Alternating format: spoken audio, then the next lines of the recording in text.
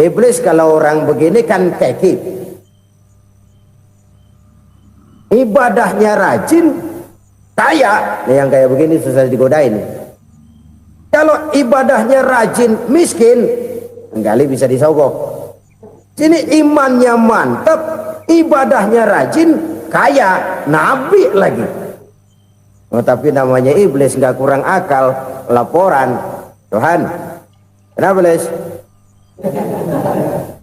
Ya ini bahasa saya, bahasa Qurannya sih nggak gitu. Itu hambamu yang namanya Ayub, dia rajin ibadah cuma karena dikasih kaya aja. Coba kasih miskin dia, berhenti dia sembahyang. Ah, kamu bisa aja. Saya tahu Ayub itu hambaku yang ikhlas. Saya buktiin Tuhan, silahkan. Dibuktiin lah, iblis turun ke alamin. Yang mula-mula dia lakukan, dia rusak sawah ladang Nabi Ayub. Dia binasakan binatang ternak Nabi Ayub. Sehingga dalam waktu singkat, jatuhlah Nabi Ayub dari orang paling kaya jadi orang paling miskin. Beliau masih ibadah di mihrab dalam masjid. Datang iblis. Saudara Ayub, ya, lagi ngapain? Ibadah. Nyembah Allah, nyembah Allah. Oh, percuma. Kenapa? Tuhan yang ente sembah nih, dia udah bikin miskin ente. Sawah ladang ente hancur lebur, binatang ternak binasa. Sekarang ente jadi orang paling miskin. Ngapain nyembah Tuhan kayak begitu? Tekor. Udah berhenti dah ibadah, berhenti ibadah. Ini iblis sama Tuhan laporannya lain, yang dikerjakan kepada Nabi Ayub juga lain. Benar begitu iblis kata Nabi Ayub? Iya, sawah ladang saya habis buras, binatang ternak saya binasa, binasa. Saya miskin, bangpak. Apa jawab Nabi Ayub? Bukan innalillahi, ini hebat. Alhamdulillahillazi a'tani wa akhza minni. Segala puji bagi Allah yang telah memberikan harta kepada saya dan sekarang mengambilnya lagi. Alhamdulillah. Allah yang ngasih, Allah yang ambil. Itu mah urusan Allah. Iblis cuman ibadah jalan terus, sujud lagi Nabi Ayub. Iblis seleher gondok banget. Dasar Nabi nggak mempan dia apa-apain. Miskin malah alhamdulillah. Allah yang ngasih, Allah yang ngambil. Jadi kalau kita tidak komit, kita tidak terikat kepada kaya, miskin, senang, susah, apa yang bisa bikin kita susah? Jadikan kekayaan, kemiskinan, jadikan senang, susah sebagai anak buah yang bisa kita atur. Jangan kekayaan ngatur kita, jangan kemiskinan ngatur kita. Kita yang harus mengatur mereka. Senang, susah, kaya, miskin, bahagia, sengsara, jadikan itu anak buah yang bisa kita atur. Kalau sekarang kita kaya, lain saat boleh jadi kita miskin, semiskin-miskinnya. Allah yang ngasih, Allah yang ngambil. Tenaga mana yang bisa menghalangi? Ibadah jalan terus. Iblis makin gondok. Dasar Nabi loh. Akhirnya apa? Nabi Ayub dikerjain, diberikan penyakit. Demikian fatal penyakitnya. Bayangin, udah miskin sakit. Masya Allah. Miskin sakit. Sakitnya nggak lama, kira-kira 16 tahun. Istrinya 3, 2 mental minta ceraiin. Ngerawatin laki bengek begini. Senang belum tentu, susah udah pasti nih. Cerai aja, cerai dah. Cerai. Tinggal satu Siti Rahmah yang setia menemani beliau. Sesetia-setianya hati perempuan. Satu saat Siti Rahmah bilang, "Bang, iya, abang kan Nabi bang. Lalu namanya Nabi kan doanya jarang meleset bang. Maksud kamu minta kenapa sih sama Tuhan biar abang sembuh baik dah bang?" Siti Rahmah, iya. Saya sakit berapa tahun sih dah? 16 tahun bang. Sebelum ini saya sehat berapa tahun? Ya kira-kira 60 tahun bang. Nah coba ente banding-bandingin Rahmah. Saya dikasih sehat 60 tahun, dikasih sakit 16 tahun. Sudah nggak sabar mau doa kepada Allah minta sembuh. Saya malu kepada Allah.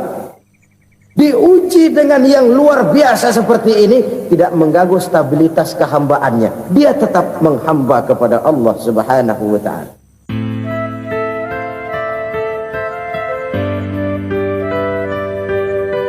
Selalu berusaha menyimpan sesuatu yang bisa membawa manfaat, baik untuk dirinya, untuk anak cucunya, maupun untuk keluarganya, untuk masa kini dan masa depannya.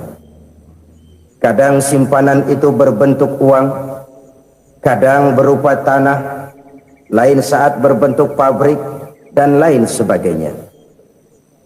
Sementara masa depan yang paling pasti adalah akhirat. Jika untuk masa depan dunia kita rela memeras keringat, membanting tulang, pergi pagi dan pulang petang, menyimpan uang, menyimpan tanah, menyimpan pabrik, pernahkah kita merenung jika satu saat kiamat datang, kita dibangkitkan dari kubur masing-masing, berdiri di padang mahsyar untuk mempertanggungjawabkan seluruh kegiatan hidup kita di dunia ini, lalu kita akan menuju ke alam akhirat.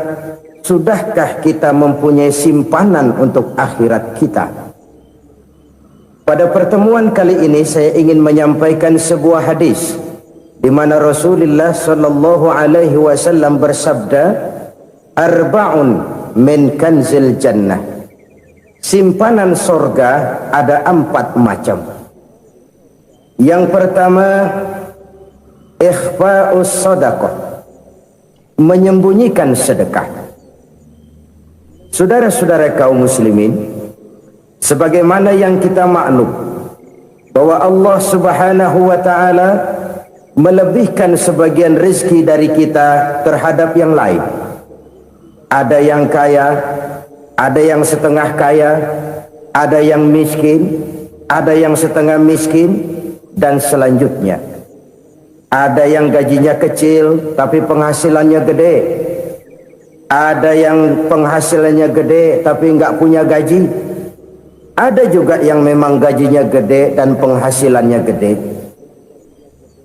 Kelebihan rezeki merupakan sunnatullah dan tidak harus membuat kita merasa lebih dari yang lain.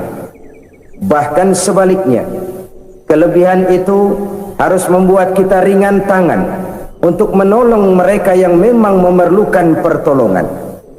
Kalau saudara diberikan ilmu, maka pertanyaan akhirat cuma satu: ilmumu kau amalkan untuk apa? Kalau saudara diberikan umur yang panjang, pengadilan akhirat juga bertanya satu: umurmu kau habiskan di mana? Tapi kalau saudara diberikan harta, pengadilan akhirat akan bertanya 2: hartamu kau dapat dari mana? Kau belanjakan kemana? Dari mananya ditanya dan kemananya juga ditanya. Oleh karena kita akan dimintakan pertanggungan jawab, maka amanah yang bernama harta ini harus kita gunakan dengan sebaik-baiknya. Ada penggunaan yang merupakan kewajiban, itu zakat namanya. Ada penggunaan yang sewaktu-waktu, itu infak namanya. Ada yang lebih sewaktu-waktu lagi, dan itu sedekah namanya. Zakat dia terikat oleh haul dan nisab, oleh putaran batas waktu dan ukuran dari harta itu sendiri. Sedangkan infak terikat oleh situasi dan kondisi perekonomian seseorang. Sedangkan sedekah tidak terikat dengan apapun. Dalam kondisi seperti apapun kita bisa melakukan sedekah dengan yang terkecil sekalipun. Sampai-sampai Rasulullah sallallahu alaihi wasallam mengajarkan, la tahqiranna minal ma'rufi syai'an walau an talqa akhaka biwajhin talik. Atau ada hadis, tabassumuka fi wajhi akhika laka sadaqah. Senyumanmu kepada temanmu adalah sedekah. Jadi untuk melakukan sedekah tidak harus dalam berbentuk uang. Dengan ilmu kita bisa sedekah, dengan tenaga kita bisa bersedekah, dengan pikiran kita bisa bersedekah, bahkan senyum kepada teman itu pun sedekah. Jadi kalau sedekah dengan uang memang belum punya uang, nyengir aja banyakin. Itu asal pada tempatnya, jangan lalu ketemu tiang listrik cengengesan. Tentu tidak pada tempatnya dan tidak wajar. Nah, sedekah yang paling dicintai Allah adalah sedekah yang disembunyikan. Artinya jauh dari sifat riya. Kan kadang-kadang ada orang sedekah itu disebutkan namanya. Apa tidak bagus? Kalau memang niatnya ikhlas, ya bagus-bagus saja. Untuk memberikan sugesti kepada yang lain. Si Fulan bin Fulan nyumbang sekian, diumumkan. Boleh kalau niatnya untuk memberikan rangsangan kepada yang lain supaya dia menyumbang lebih besar dari orang tadi. Tapi kalau itu mendatangkan riya, maka sedekah yang paling dicintai Allah adalah sedekah yang disembunyikan.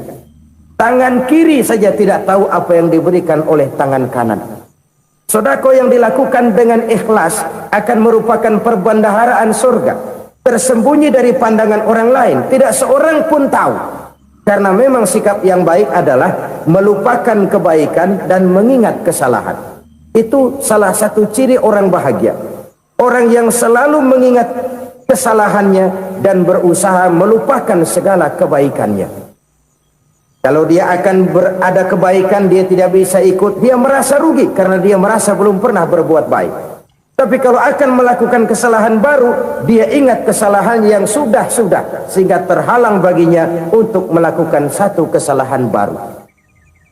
Demikianlah saudara-saudara, bahwa Allah melebihkan rizki sebagian kita dari yang lain, agar terjadi tolong-menolong dalam kehidupan ini. Jadi kesenjangan yang nature, kesenjangan yang alami, itu sunnatullah. Ada yang kaya, ada yang miskin, ada yang kelas menengah. Nah, kenapa lalu sekarang kita berusaha mengentaskan kemiskinan? Oleh karena adanya kesenjangan struktural. Kalau yang kaya bisa semakin kaya, kenapa yang miskin tidak bisa naik jadi ikut sedikit kaya? Sebab pada dasarnya Islam adalah agama yang sejak turunnya sudah berupaya memerangi kemiskinan. Bahkan dikatakan kemiskinan itu mendekatkan kepada kekufuran. Orang kalau miskin udah dekat banget sama kafir. Gampang menjadi kafir.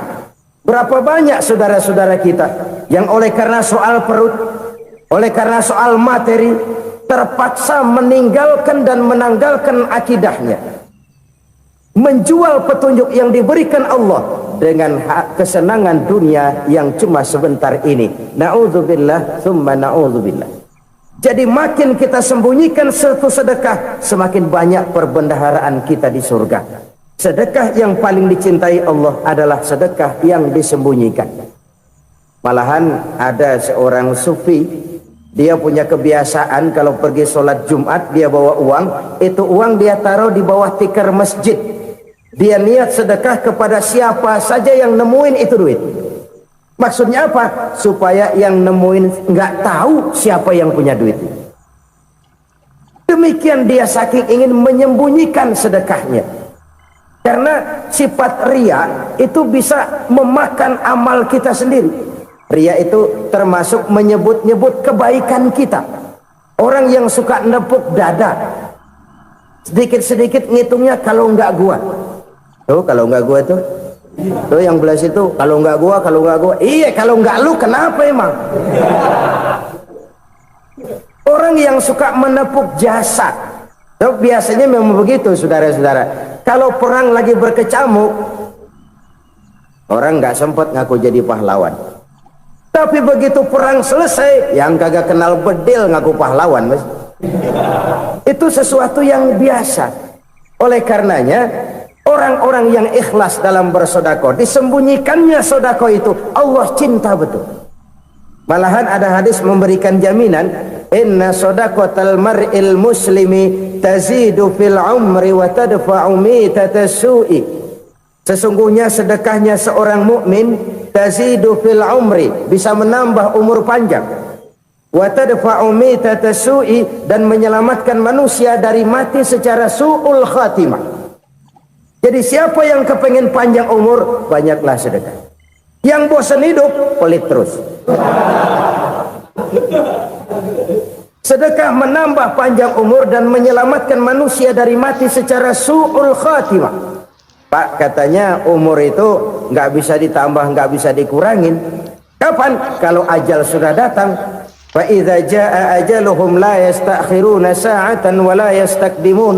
Kalau ajal datang tidak bisa dimajukan, tidak bisa dimundurkan. Itu kalau ajal sudah datang. Tidak bisa lagi umur ditambah dikurangi, sudah datang. Tapi kalau belum datang, itu kan haknya Allah. Mau ditambah, mau dikurangi, hak prerogatif Allah. Sebagai pencipta manusia, Allah maha kuasa dan maha mampu. Sedekah ini menambah panjang umur dan menyelamatkan manusia dari mati secara su'ul khatimah. Itu orang mati kan sama ya, kondisinya mati, nggak nafas.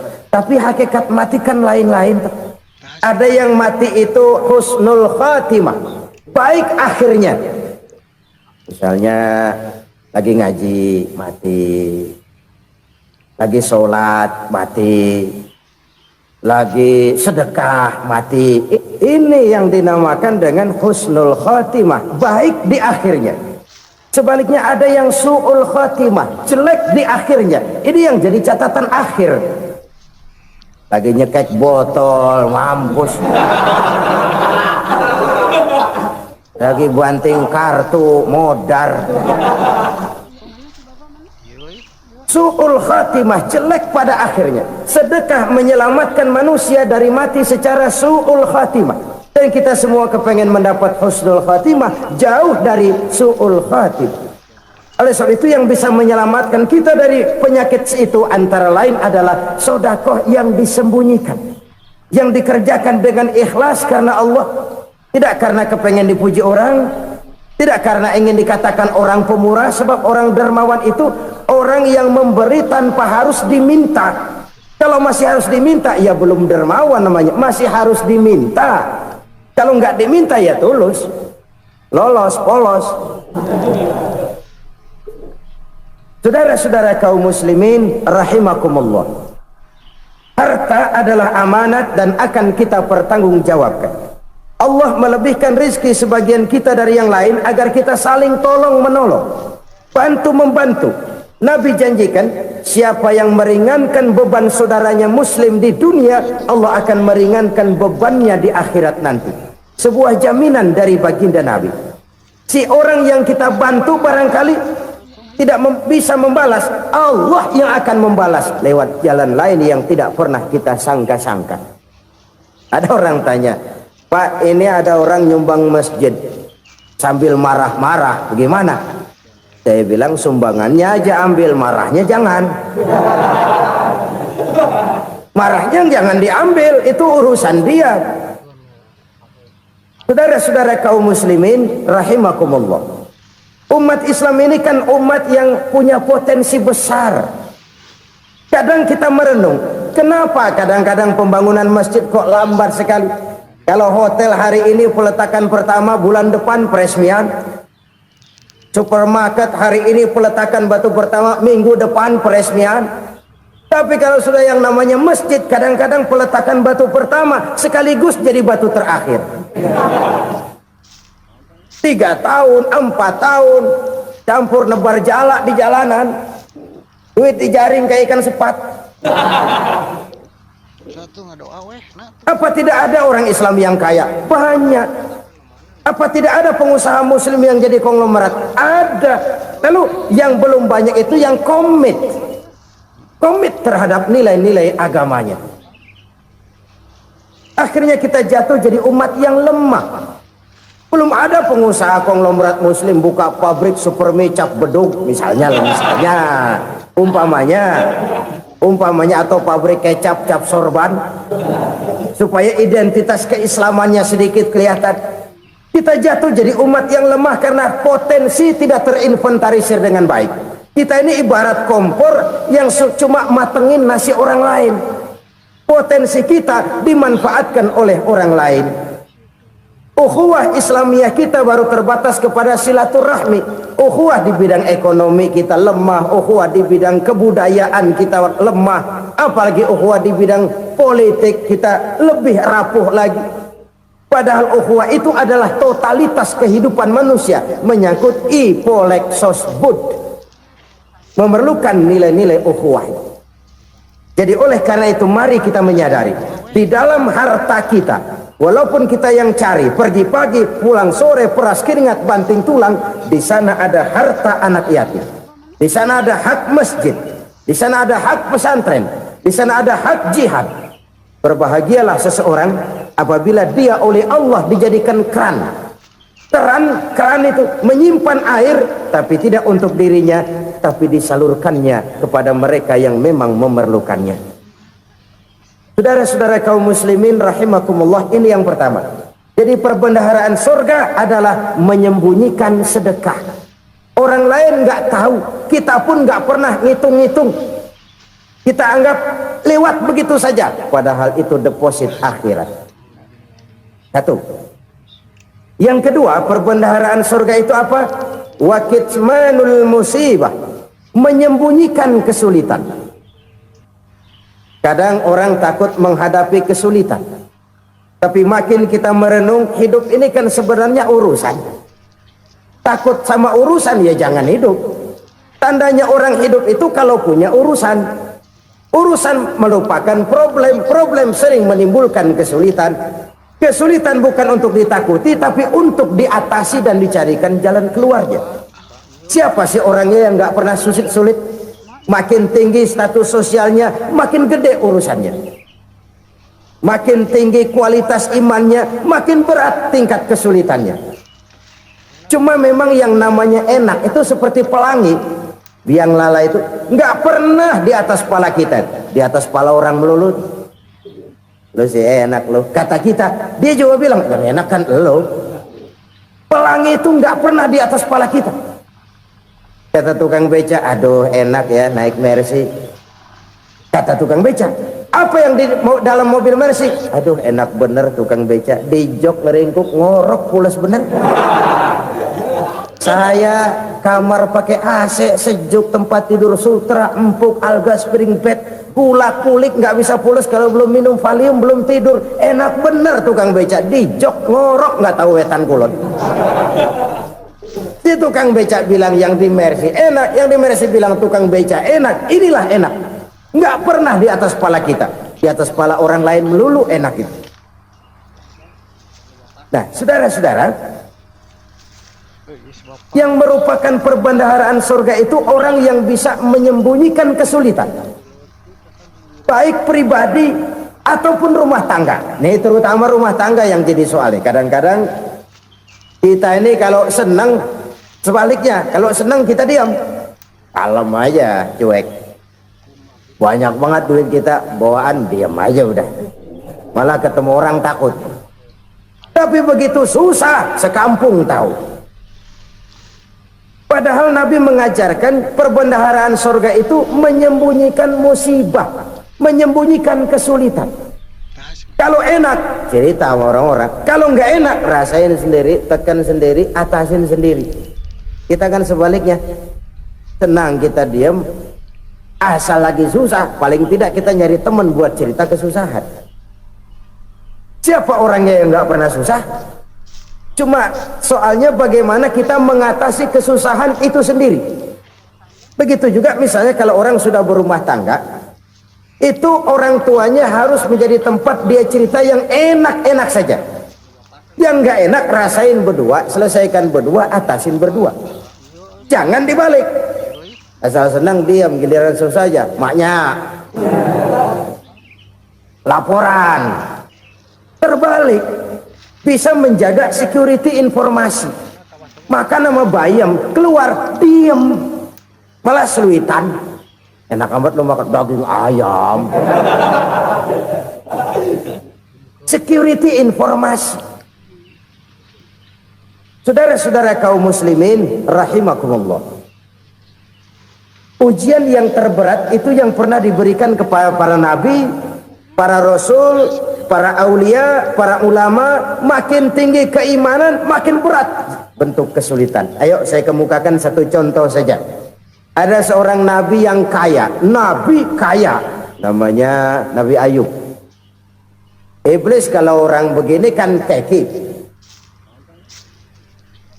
ibadahnya rajin, kaya, yang kayak begini susah digodain. Kalau ibadahnya rajin, miskin, kali bisa disogok. Sini imannya mantap, ibadahnya rajin, kaya, nabi lagi. Oh, tapi namanya iblis, nggak kurang akal. Laporan, Tuhan, kenapa Les? Ya ini bahasa saya, bahasa Qurannya sih nggak gitu. Itu hambamu yang namanya Ayub, dia rajin ibadah cuma karena dikasih kaya aja. Coba kasih miskin dia, berhenti dia sembahyang. Ah, kamu bisa aja. Saya tahu Ayub itu hambaku yang ikhlas. Saya buktiin Tuhan, silahkan. Dibuktiin lah, iblis turun ke alamin. Yang mula-mula dia lakukan, dia rusak sawah ladang Nabi Ayub. Dia binasakan binatang ternak Nabi Ayub. Sehingga dalam waktu singkat, jatuhlah Nabi Ayub dari orang paling kaya, jadi orang paling miskin. Beliau masih ibadah di mihrab dalam masjid. Datang iblis. Saudara Ayub, ya. Lagi ngapain? Ibadah. Nyembah Allah, nyembah Allah. Oh, percuma. Kenapa? Tuhan yang ente sembah nih, dia udah bikin miskin ente. Sawah ladang ente hancur lebur, binatang ternak binasa. Sekarang ente jadi orang paling miskin. Ngapain nyembah Tuhan kayak begitu? Tekor. Udah berhenti dah ibadah, berhenti ibadah. Ini iblis sama Tuhan laporannya lain, yang dikerjakan kepada Nabi Ayub juga lain. Benar begitu iblis, kata Nabi Ayub. Iya, sawah ladang saya habis, buras. Binatang ternak saya binasa, binasa. Saya miskin, bangpak. Apa jawab Nabi Ayub? Bukan innalillahi, ini hebat. Alhamdulillahillazi a'tani wa akhza minni.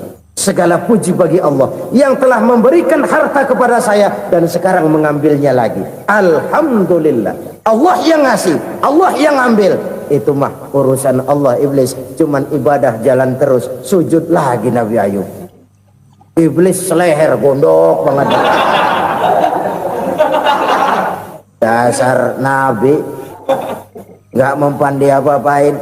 Miskin malah alhamdulillah. Allah yang ngasih, Allah yang ambil. Jadi kalau kita tidak komit, kita tidak terikat kepada kaya, miskin, senang, susah, apa yang bisa bikin kita susah? Jadikan kekayaan, kemiskinan, jadikan senang, susah sebagai anak buah yang bisa kita atur. Jangan kekayaan ngatur kita, jangan kemiskinan ngatur kita. Kita yang harus mengatur mereka. Senang, susah, kaya, miskin, bahagia, sengsara, jadikan itu anak buah yang bisa kita atur. Kalau sekarang kita kaya, lain saat boleh jadi kita miskin, semiskin-miskinnya. Allah yang ngasih, Allah yang ambil. Tenaga mana yang bisa menghalangi? Ibadah jalan terus. Iblis makin gondok. Dasar Nabi loh. Akhirnya apa? Nabi Ayub dikerjain, diberikan penyakit. Demikian fatal penyakitnya. Bayangin, udah miskin sakit. Masya Allah. Miskin sakit. Sakitnya nggak lama, kira-kira 16 tahun. Istrinya 3, 2 mental minta ceraiin. Ngerawatin laki bengek begini. Senang belum tentu, susah udah pasti nih. Cerai aja, cerai dah. Cerai. Tinggal satu Siti Rahmah yang setia menemani beliau. Sesetia-setianya hati perempuan. Satu saat Siti Rahmah bilang, "Bang, iya, abang kan Nabi bang. Lalu namanya Nabi kan doanya jarang meleset bang. Maksud kamu minta kenapa sih sama Tuhan biar abang sembuh baik dah bang?" Siti Rahmah, iya. Saya sakit berapa tahun sih dah? 16 tahun bang. Sebelum ini saya sehat berapa tahun? Ya kira-kira 60 tahun bang. Nah coba ente banding-bandingin Rahmah. Saya dikasih sehat 60 tahun, dikasih sakit 16 tahun. Sudah nggak sabar mau doa kepada Allah minta sembuh. Saya malu kepada Allah. Diuji dengan yang luar biasa seperti ini, tidak mengganggu stabilitas kehambaannya. Dia tetap menghamba kepada Allah Subhanahu wa ta'ala. Saudara-saudara kaum muslimin rahimakumullah. Kunci menghadapi kesulitan itu apa? Allah jelaskan dalam satu ayat, wa basyiris sabirin alladzina iza asabathum musibah qalu inna lillahi wa inna ilaihi raji'un. Gembirakan orang-orang yang sabar. Siapa mereka itu? Yang apabila mendapat musibah mereka kembali kepada keyakinan dasar, segalanya dari Allah dan segalanya akan kembali kepada Allah. Ini konsepsi dasar dari sikap muslim dalam menghadapi berbagai kesulitan. Segalanya dari Allah, segalanya akan kembali kepada Allah. Kalau ini sudah kondisi dasarnya, maka kita akan lapang menghadapi kenyataan bagaimanapun pahitnya. Apakah itu namanya miskin, apakah itu namanya sakit, bahkan maut sekalipun. Maut sekalipun. Segalanya dari Allah, segalanya akan kembali kepada Allah. Ini sikap hidup, bukan sekedar ucapan. Kita kadang-kadang menjadikannya sebagai ucapan.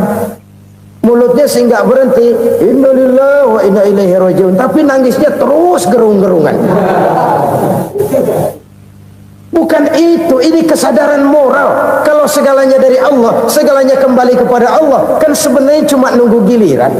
Hari ini saya nyembayangin dia, entah hari apa saya disembayangin orang. Hari ini saya antar dia ke kubur, entah hari apa orang nganterin saya ke kubur.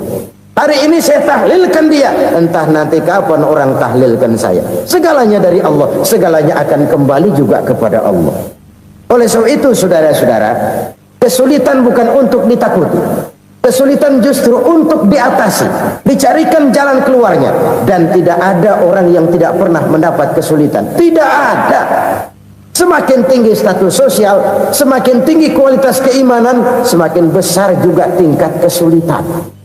Hanya saja bagaimana cara kita mengatasinya. Dan Al-Quran menyatakan, inna ma'al usri yusra. Di balik kesulitan itu pasti ada kemudahan. Roda itu berputar. Karena itu Rasulullah sallallahu alaihi wasallam mengingatkan kepada kita, ta'arraf ila Allah fir raha ya'rifka fis syiddah.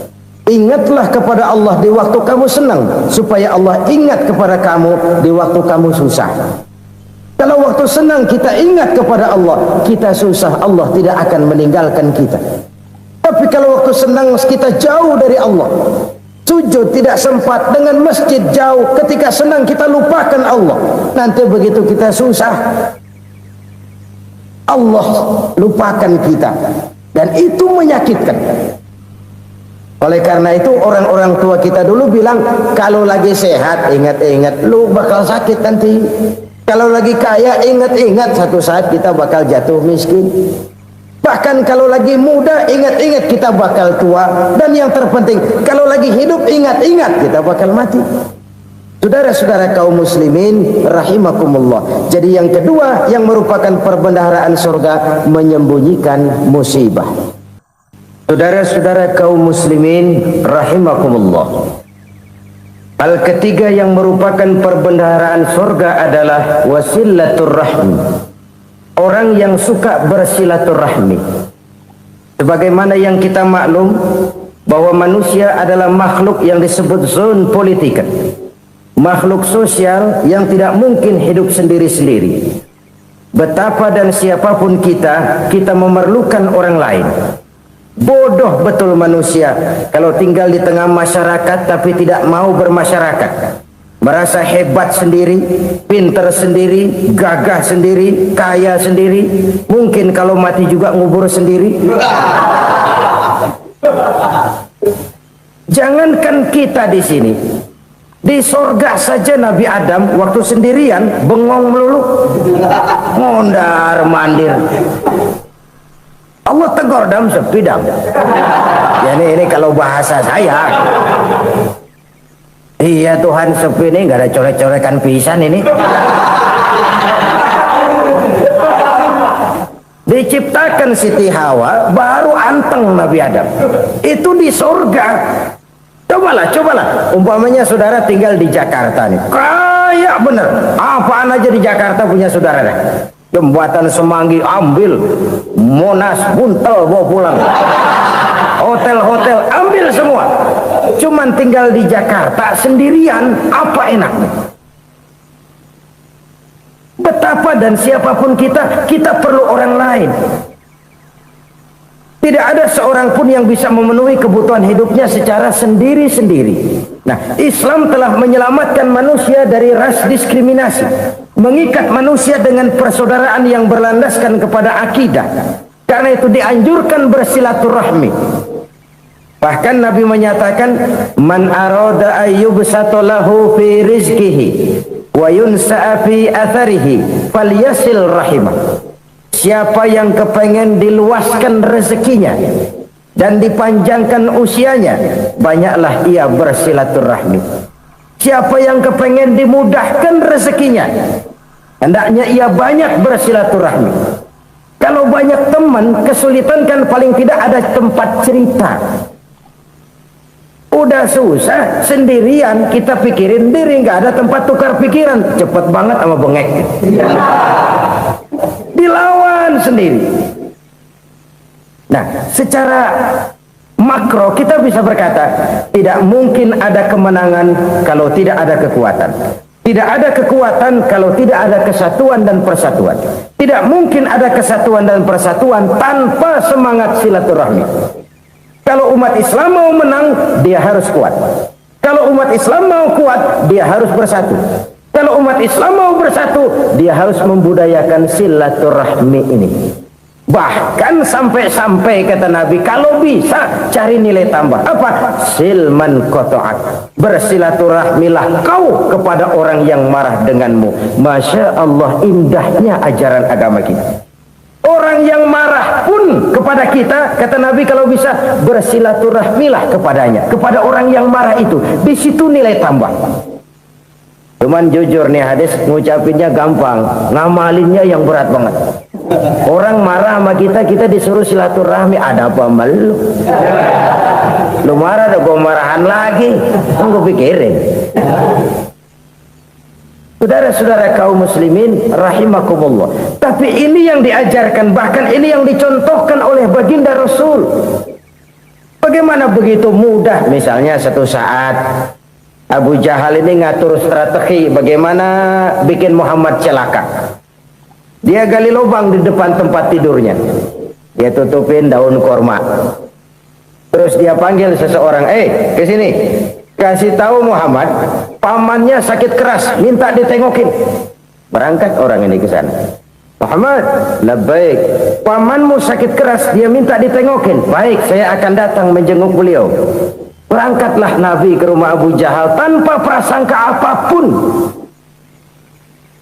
Abu Jahal udah pasang setil, selimut 3 rangkap setengah dipakai, persis kayak orang meriang. Tapi sembari ngintip dari balik selimut. Begitu Muhammad buka pintu, nah masuk perangkap nih.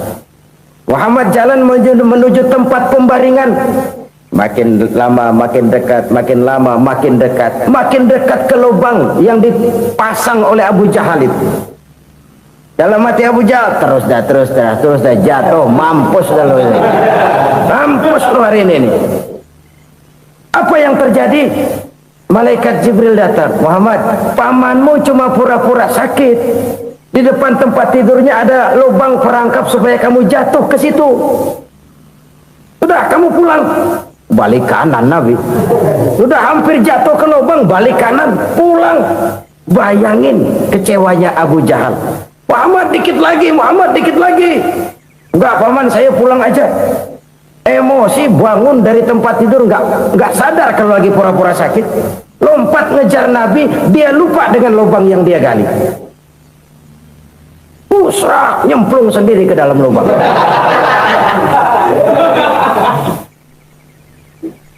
Nabi terus berlalu. Ini terjadi keanehan. Jatuh ke lubang yang dia gali itu sebenarnya nggak terlalu dalam ya, antara 3-4 meteran lah. Tolong, saya jatuh ke lubang ini. Datanglah pelayan-pelayannya itu. Angkat saya dari sini. Oh, yang ngulurin tambang. Satu gulung, belum juga nyampe itu tambah. Kurang, beli lagi ke warung. Sambung, ulur lagi, nggak juga bisa sampai. Wah, ini kerjaan Muhammad ini.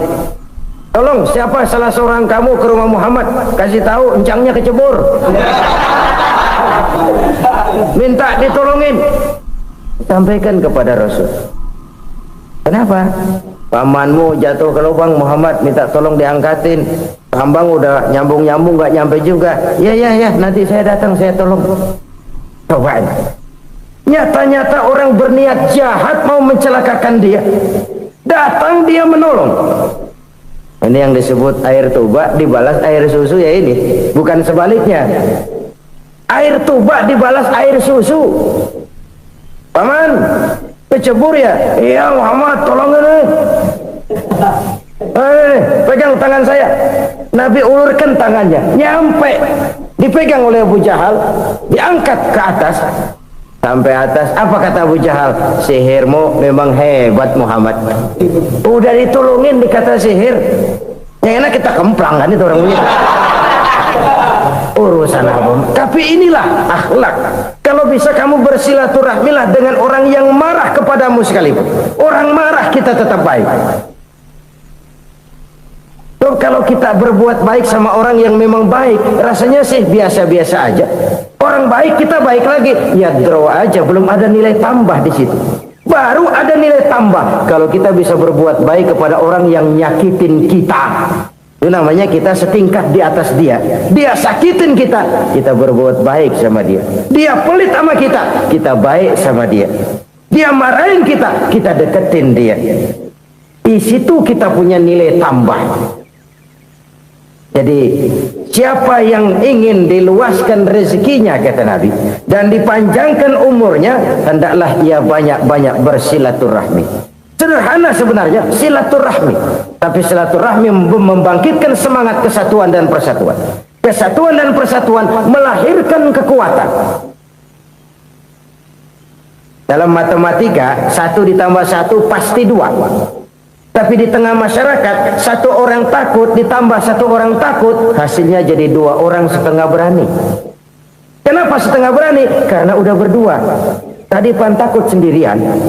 Kalau dia kumpul turu-turu takutlah jadi berani. Kita yang lemah, kita yang tidak berdaya, kita yang miskin, kalau mau kompak bersatu, apa yang nggak bisa kita kerjain? Apalagi tinggal di kota besar, pilihan cuma 2, bertahan atau minggir. Bertahan atau minggir. Untuk bisa bertahan harus mampu bersaing. Untuk mampu bersaing harus punya keahlian. Keahlian harus ditunjang dengan pendidikan, ditambah oleh kekompakan sebagai umat. Udah miskin mencar mulu, orang injak kita. Orang nggak pandang urusan apa malu. Oleh karena itu, silaturahmi pada hakikatnya merupakan ruh dari ukhuwah yang diajarkan oleh agama kita. Bagaimana Islam menyelamatkan masyarakat manusia dari ras diskriminasi, mengikat manusia, dan tidak ada persaudaraan yang lebih indah selain persaudaraan yang diikat dengan nilai-nilai akidah. Sepanjang orang di jalan Allah, itulah saudara kita. Keluar dia dari jalan Allah, selesailah persaudaraan sampai di situ. Karena itu, kalau ingin menyimpan sesuatu di surga, banyaklah bersilaturahmi. Datang ke rumah ini, datang ke rumah itu, dan lain sebagainya. Itu simpanan kita di akhirat nanti. Ini yang ketiga. Saudara-saudara, yang keempat, perbendaharaan surga itu apa? Wa qawlu la hawla wa la quwwata illa billah. Ucapan la hawla wa la quwwata illa billah. Ibadah kan ada yang berat, modalnya besar. Bangun masjid berat, modalnya besar. Bangun rumah sakit berat, modalnya besar. Ada ibadah yang berat, tapi modalnya ringan. Misalnya puasa. Puasa itu berat, mengendalikan nafsu. Kalau sekedar nggak makan, nggak minum sih enteng. Mengendalikan nafsu. Itu jihad terbesar, tapi kan modalnya ringan, cuma niat saja. Ini ibadah berat, modalnya ringan. Ada ibadah yang ringan, modalnya juga enteng. Seperti termasuk ucapan la haula wa la quwwata illa billah.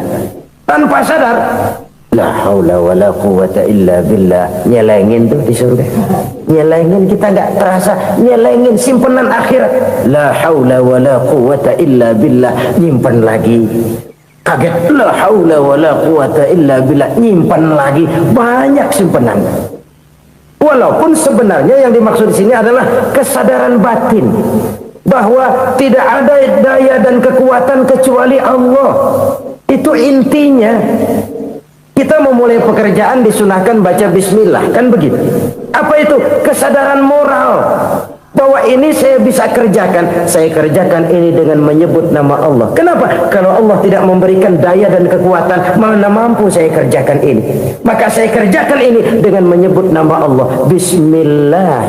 Kesadaran moral. Manusia hanya wajib berusaha, tapi nggak pernah wajib berhasil. Banyak hal-hal yang kalau kita renungkan secara rasio nggak mungkin, tapi jadi kenyataan. La haula wala quwata illa billah. Tidak ada daya dan kekuatan kecuali bagi Allah semata-mata. Kesadaran moral akan kelemahan dan keterbatasan makhluk bernama manusia. Kadang kita kagum dengan otak, tapi kita sering lupa sama yang bikin otak. Padahal bagaimanapun hebatnya otak, yang bikin otak pasti lebih hebat dari otak. Nggak percaya, silahkan otak-otakan. Inilah kecenderungan. Kita kagum dengan pesawat-pesawat mutakhir, bukan main, besi gede banget terbang itu. Alangkah hebatnya. Lalu apa yang bikin otak tidak lebih hebat dari itu semua? Kita puji laut, apa yang bikin laut tidak lebih hebat dari laut itu? La haula wala quwata illa billah. Tidak ada daya dan kekuatan kecuali Allah. Apa yang bisa kita lakukan kalau tidak karena daya dan kemampuan yang diberikan oleh Allah kepada kita? Lahirlah sikap tawadu, rendah hati, tidak melonjak menjadi angkuh dan sombong, sadar akan kelemahan dan keterbatasan diri sebagai makhluk yang diciptakan oleh Allah Subhanahu wa taala. Jadi satu sisi ini ucapan yang berpahala, la haula, jadi wiridan. Pada sisi lain ini kesadaran moral, sikap mental, kesadaran batin bahwa yang punya daya dan kekuatan itu cuma Allah. Kita nggak pantas untuk sombong. Sebab sombong itu pakaiannya Allah. Kita nggak sedang pakai pakaian Allah, kegedean. Dan makin kita renungi, makin terbentur. Apa sih yang bisa kita sombongin? Kita mau sombong apa? Kaya? Pintar? Itu kan semua relatif. Di atas langit masih ada langit lagi. Jadi oleh karenanya, marilah kita menyadari. Manusia hanya wajib berusaha, tapi tidak pernah wajib berhasil. Yang berusaha saja tidak wajib berhasil, apalagi yang tidak berusaha. Islam bukan agama orang pemalas yang selesai sholat lalu endelohom, nggelenggem ayem-ayem. Tapi Islam bukan agama orang sombong yang setelah berusaha lalu tidak memerlukan Allah. Kita bisa saja bikin proyeksi, tahun sekian kita bakal panen besar menurut perhitungan otak. Tapi ada kejadian lain. Apa? Tikus ngambek. Habis itu dimakanin tikus, panen gagal. Proyeksi rasional gagal oleh tikus-tikus yang ngambek itu. Bisa saja terjadi. Tahun depan kita panen besar, urung. Kenapa? Musim panas panjang. Nah, sekarang ini koran-koran bikin berita musim mengalami penyelewengan. Bukan cuma manusia yang nyeleweng sekarang. Musim pakai nyeleweng. Mestinya kan musim hujan udah selesai, masih hujan-hujan juga. Musim. Nah sekarang kita boleh bikin proyeksi, kita bakal panen besar. Tahu-tahu musim panas panjang, sawah retak, air kering. Cari teknokrat yang paling botak, suruh pendekin tuh musim panas. La haula wala quwata illa billah. Inilah kesadaran moral. Saudara, saya teringat satu saat ada seorang konglomerat. Umurnya ya kira-kira 70-an. Satu saat dia ditanya oleh wartawan, "Pak, umur Bapak berapa sih?" "Ya paling 10 tahun." 10 tahun? 10 tahun? Anak Bapak berapa orang? Satu. Satu saja? Satu. Harta Bapak berapa? Ya paling-paling bangsa 7 juta kali. 7 juta? Iya. Pak, kenapa Bapak bohongi saya? Bapak punya buku biografi, koran-koran, majalah-majalah banyak memuat cerita riwayat hidup Bapak. Saya tahu umur Bapak 70. Kenapa bilang cuma 7 tahun? Saya tahu anak Bapak 8. Kenapa cuma bilang 1? Saya tahu harta Bapak miliaran, mungkin triliunan, pabrik di mana-mana, bank di mana-mana. Kenapa bilang uang Bapak cuma 7 juta? Nah, kata si konglomerat tadi, kamu benar nak, kamu benar. Umur saya kalau jumlahnya memang 70 nak. Cuman ingat-ingat saya, baru 7 tahun terakhir ini saya sujud. Baru 7 tahun terakhir ini saya berusaha dekat dengan Allah. Saya laksanakan perintahnya, saya jauhi larangannya. 7 tahun inilah rasanya yang ada nilainya di hadapan Allah. Yang 63 tahun matong, kelabu, kelam umur gue. Habis untuk maksiat, untuk munkarat. Maka ketika ditanya tadi, umur saya 7 tahun itu. Oh begitu Pak. Oh iya.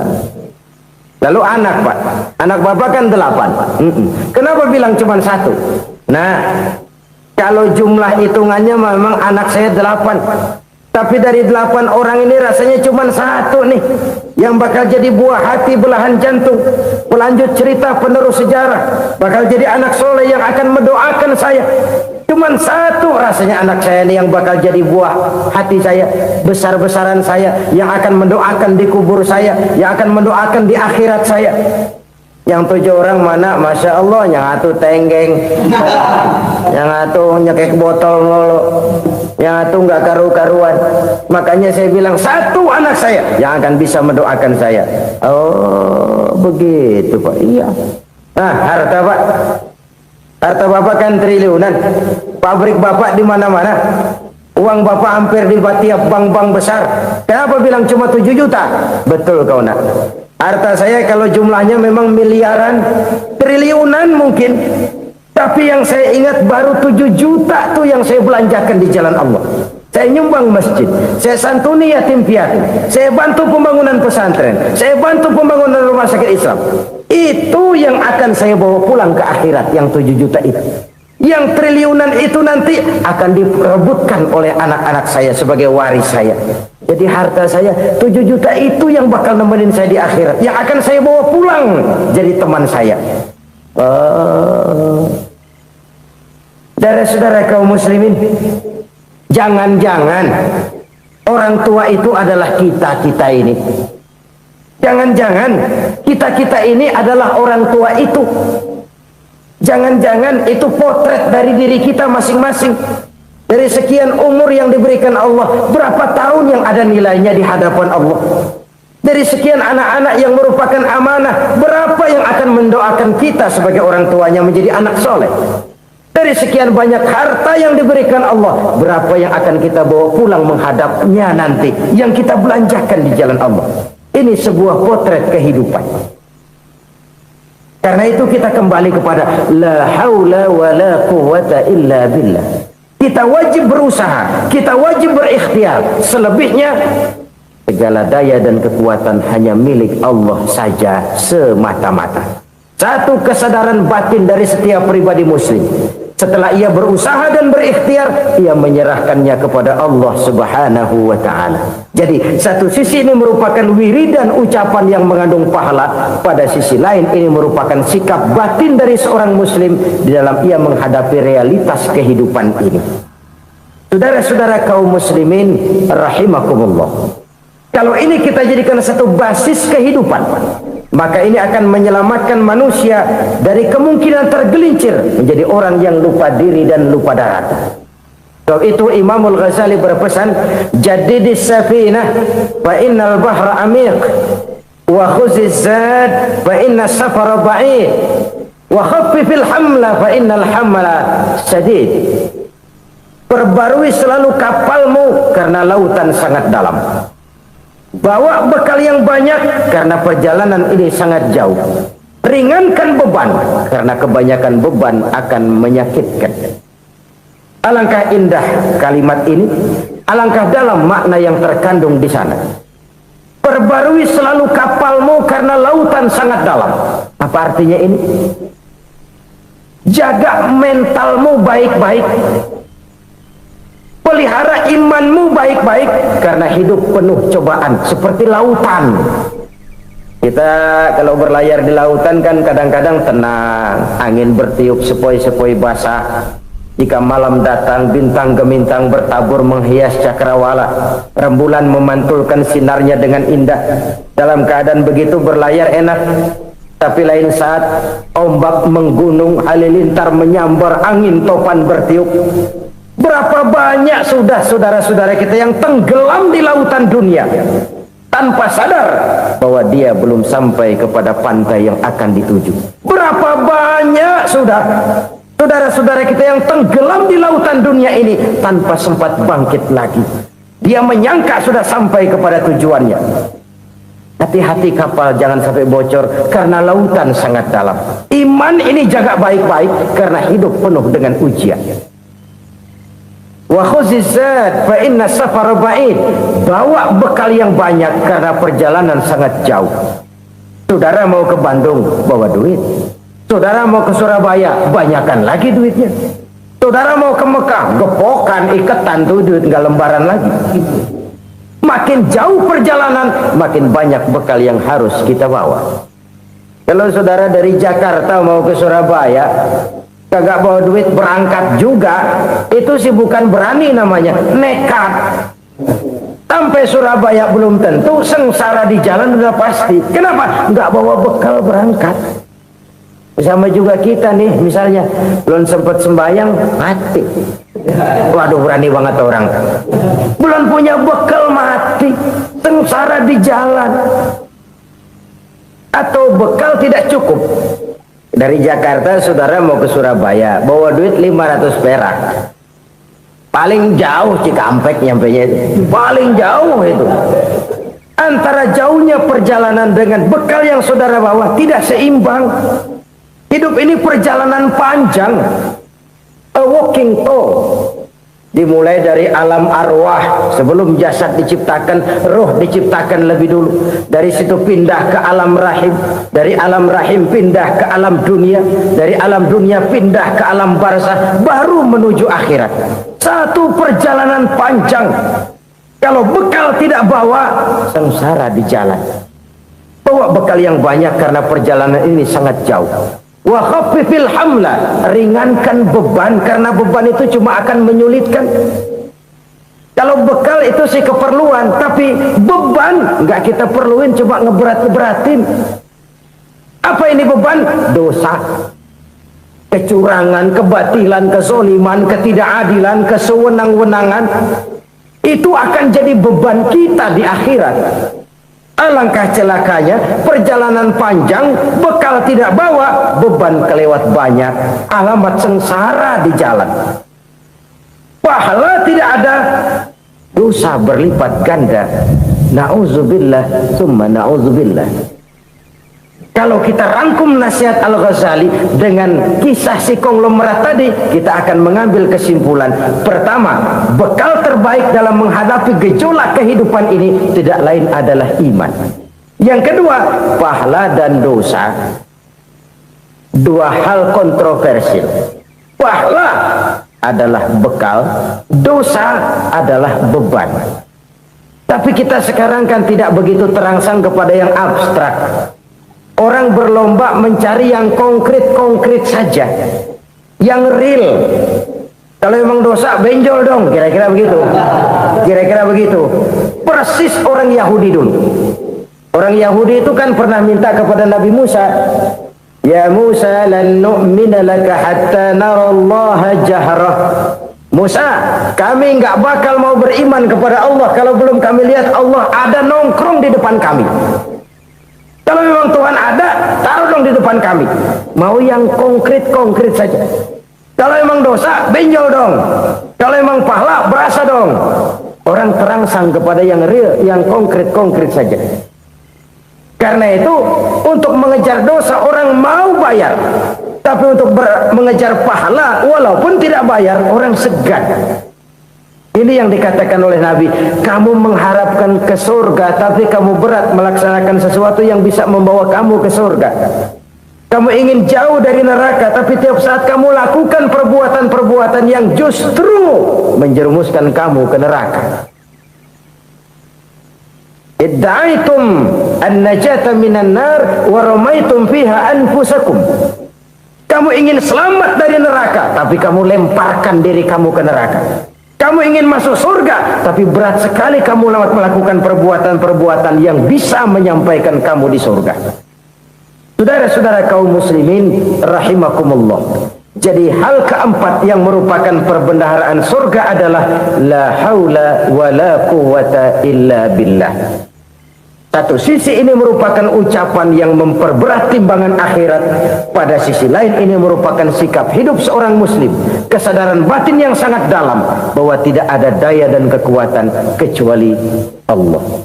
Dan itu kita simbolkan pada saat memulai pekerjaan dengan bismillah, dengan menyebut nama Allah. Satu kesadaran moral, saya hanya bisa melakukan ini karena diberikan daya dan kekuatan oleh Allah.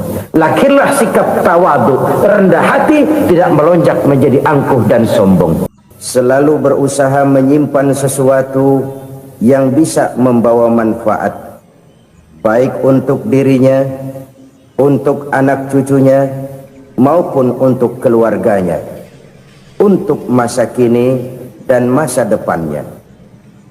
Kadang simpanan itu berbentuk uang, kadang berupa tanah, lain saat berbentuk pabrik, dan lain sebagainya. Sementara masa depan yang paling pasti adalah akhirat.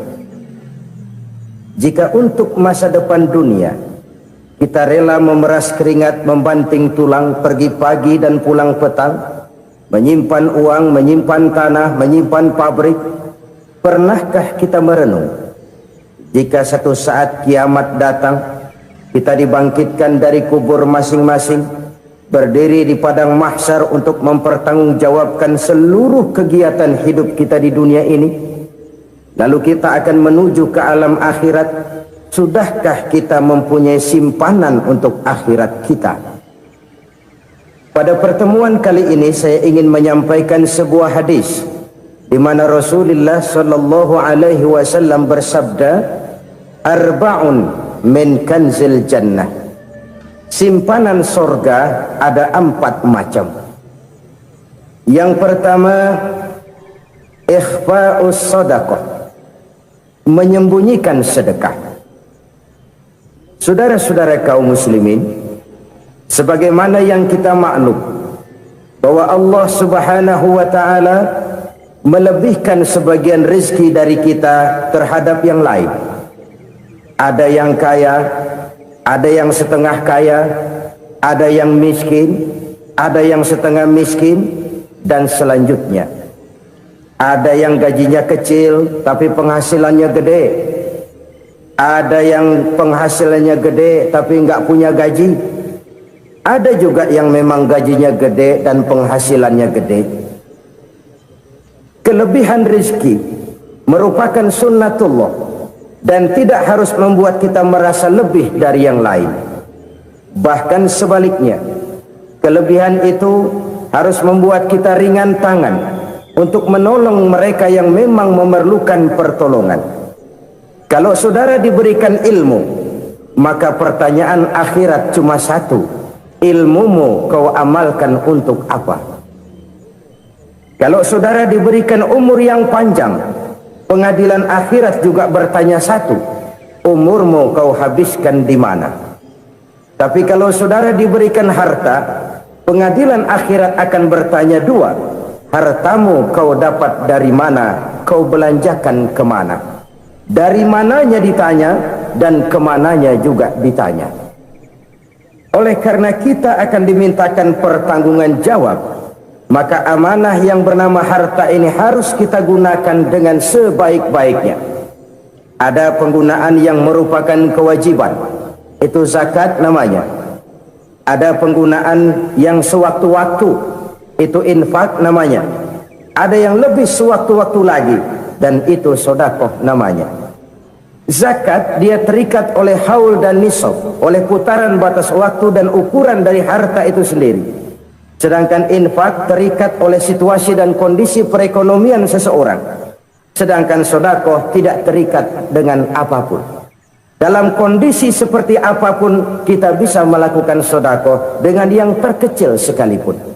Sampai-sampai Rasulullah sallallahu alaihi wasallam mengajarkan, la tahqiranna minal ma'rufi syai'an walau an talqa akhaka biwajhin talik. Atau ada hadis, tabassumuka fi wajhi akhika laka sedekah. Senyumanmu kepada temanmu adalah sedekah. Jadi untuk melakukan sedekah tidak harus dalam berbentuk uang. Dengan ilmu kita bisa sedekah. Dengan tenaga kita bisa bersedekah, dengan pikiran kita bisa bersedekah, bahkan senyum kepada teman itu pun sedekah. Jadi kalau sedekah dengan uang memang belum punya uang, nyengir aja banyakin. Itu asal pada tempatnya, jangan lalu ketemu tiang listrik cengengesan. Tentu tidak pada tempatnya dan tidak wajar. Sedekah yang paling dicintai Allah adalah sedekah yang disembunyikan. Artinya jauh dari sifat riya. Kan kadang-kadang ada orang sedekah itu disebutkan namanya. Apa tidak bagus? Kalau memang niatnya ikhlas, ya bagus-bagus saja. Untuk memberikan sugesti kepada yang lain. Di Fulan bin Fulan nyumbang sekian, diumumkan. Boleh kalau niatnya untuk memberikan rangsangan kepada yang lain supaya dia menyumbang lebih besar dari orang tadi. Tapi kalau itu mendatangkan riya, maka sedekah yang paling dicintai Allah adalah sedekah yang disembunyikan. Tangan kiri saja tidak tahu apa yang diberikan oleh tangan kanan. Sedekah yang dilakukan dengan ikhlas akan merupakan perbendaharaan surga, tersembunyi dari pandangan orang lain, tidak seorang pun tahu. Karena memang sikap yang baik adalah melupakan kebaikan dan mengingat kesalahan. Itu salah satu ciri orang bahagia. Orang yang selalu mengingat kesalahannya dan berusaha melupakan segala kebaikannya. Kalau dia akan berada kebaikan, dia tidak bisa ikut, dia merasa rugi karena dia merasa belum pernah berbuat baik. Tapi kalau akan melakukan kesalahan baru, dia ingat kesalahan yang sudah-sudah, sehingga terhalang baginya untuk melakukan satu kesalahan baru. Demikianlah saudara-saudara, bahwa Allah melebihkan rizki sebagian kita dari yang lain, agar terjadi tolong-menolong dalam kehidupan ini. Jadi kesenjangan yang nature, kesenjangan yang alami, itu sunnatullah. Ada yang kaya, ada yang miskin, ada yang kelas menengah.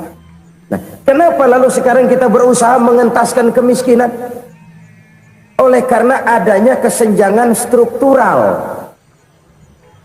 Kalau yang kaya bisa semakin kaya, kenapa yang miskin tidak bisa naik jadi ikut sedikit kaya?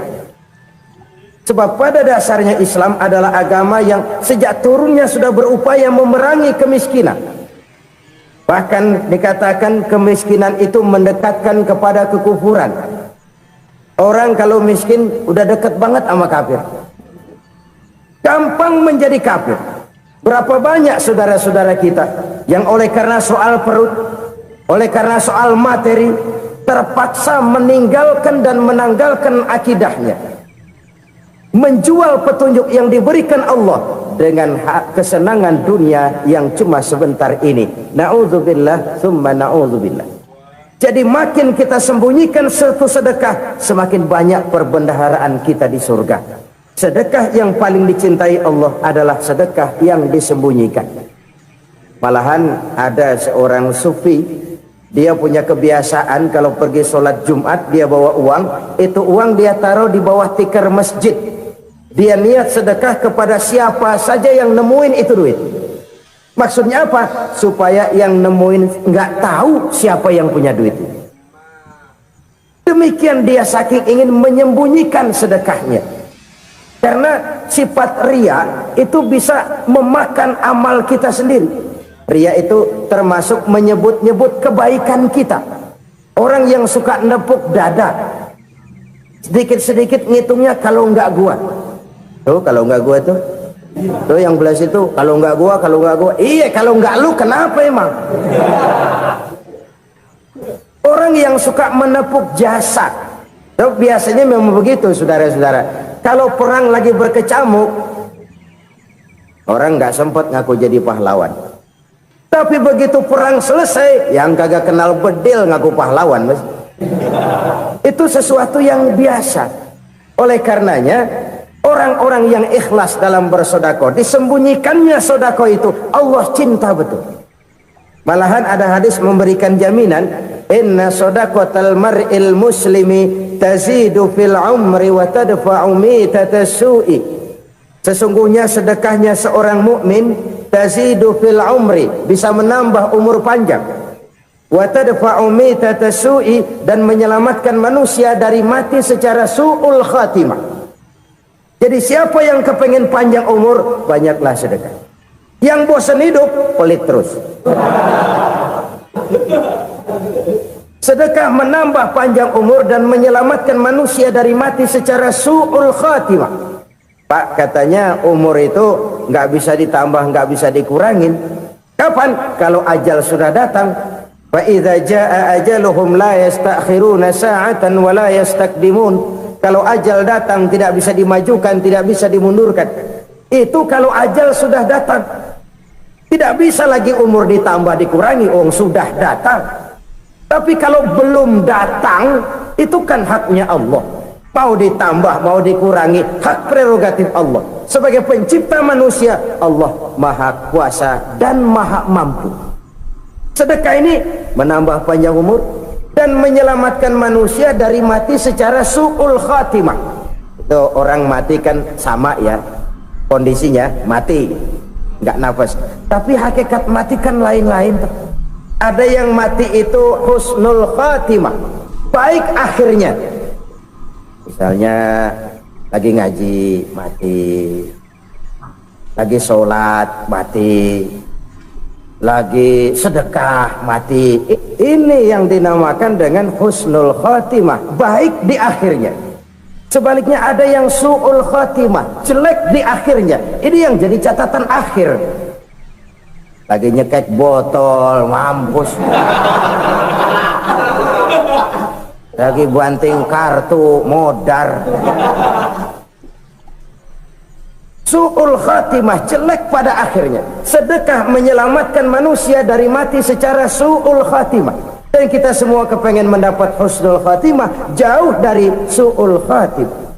Oleh sebab itu yang bisa menyelamatkan kita dari penyakit itu antara lain adalah sedekah yang disembunyikan, yang dikerjakan dengan ikhlas karena Allah.